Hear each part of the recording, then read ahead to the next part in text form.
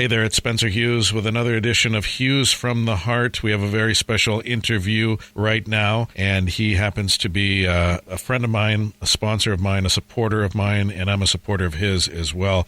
It's Tony Milanowski of Toys That Make Smiles. You can find them at toysthatmakesmiles.com as well as all over social media. Tony, it's great to have you back on. How you doing? Hey, I am fantastic, Spencer. So before we get into it, first and foremost, just want to send prayers and good thoughts to you and your family right now, and I hope everything comes out well for you guys. I appreciate it. Tony's referencing my father-in-law having a major heart attack just a few days ago, and it was very shocking.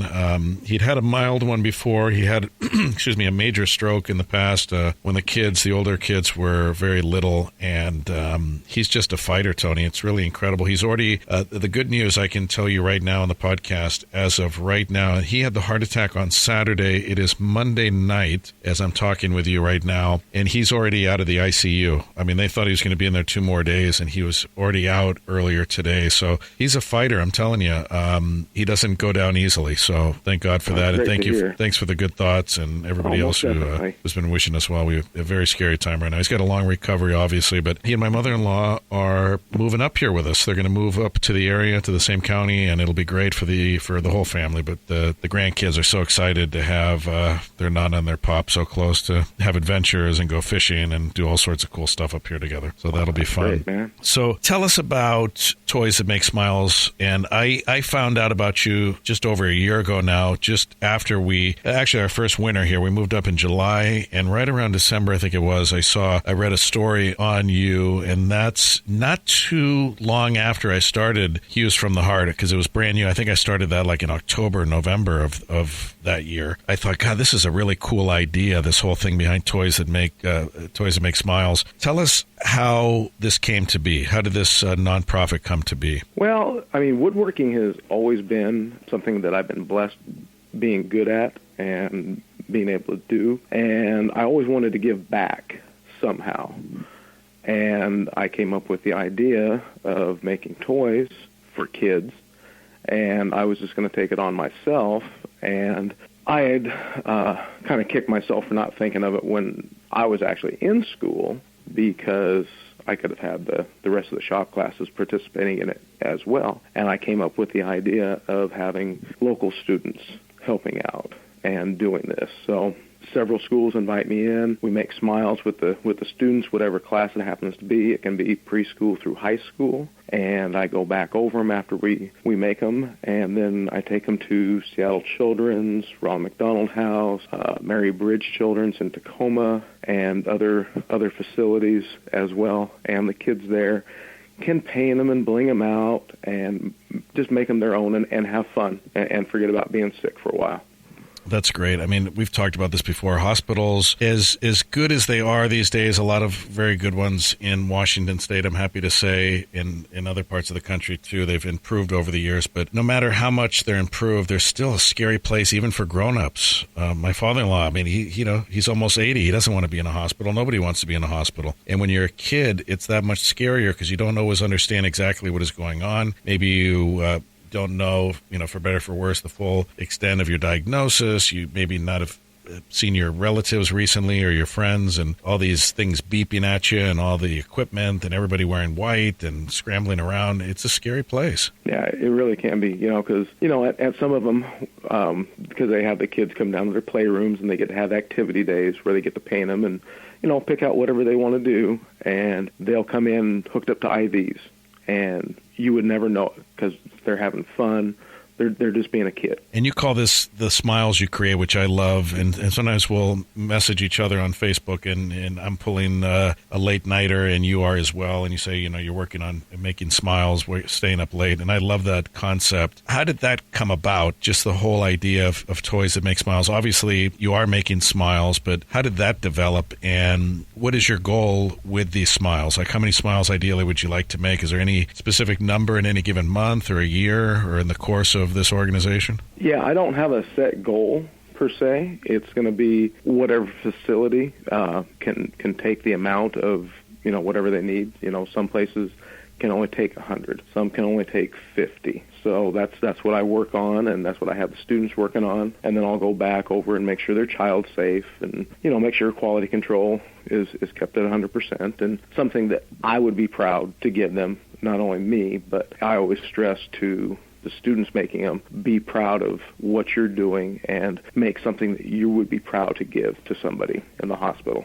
How many hospitals would you say you go to in any given... Now, when this started, Tony, just to rewind a little bit, was the intention of this just to be kind of the idea I got behind it was that it was a Christmas time thing. I didn't know this was something you were going to be doing into that next year, and you're still doing it, and you've been doing it. Is this something that has evolved from like a holiday thing? Because most people would think of something like this is, that's a great idea at Christmas, but you're doing it beyond Christmas, obviously. I do it throughout the year because it can be on the calendar. It can be May 9th. It can be November 10th. It can be December 25th. Those kids are in there all of the days before, during, and after that time, not just the holidays. And that's one of the things I really like to stress. We do this throughout the year because their doors are always open. There's always kids in beds there. Now, did you grow up are you from the Evergreen State? Are you? I am. Yep. Born and raised. That's great. And what would you say your scope is? Because I know you go into Tacoma, you go into Seattle, you go to a lot of these big hospitals and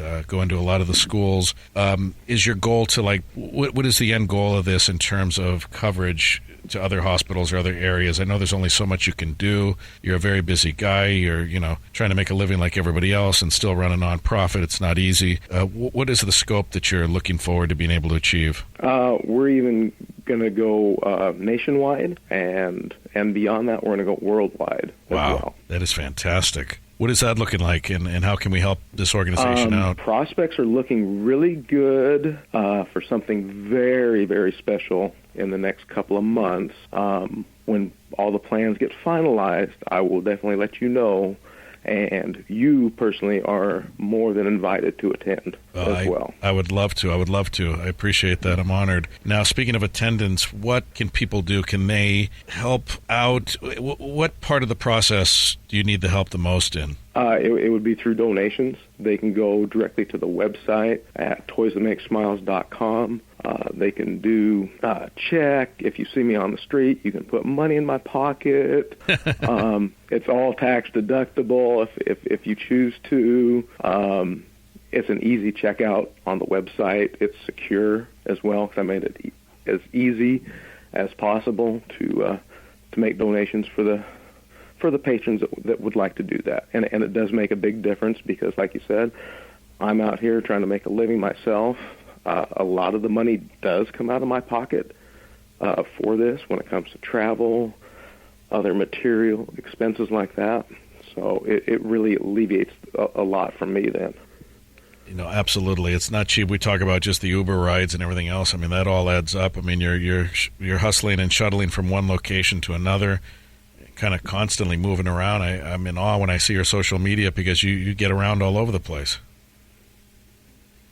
And tell us a little bit about the social media. You got the Facebook page, which is facebook.com/Toys That Make Smiles.